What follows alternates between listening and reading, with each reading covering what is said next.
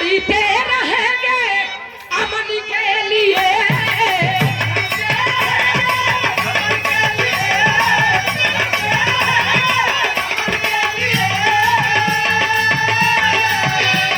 लड़ते रहेंगे अमन के लिए, अमन के लिए। जवानी फीदा है वतन के लिए।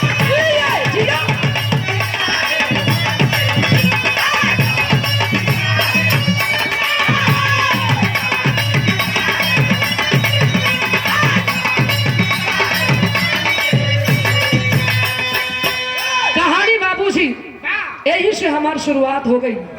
इधर कहानी हो कहां से लिहल गई विरहा के कसौटी पर जोहरी सर में कभी जी बात लिखत हो कैसे।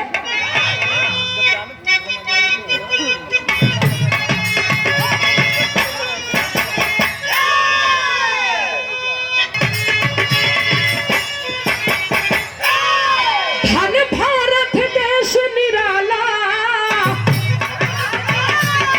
जहां बहती जमुना गंगा, मुश्किल में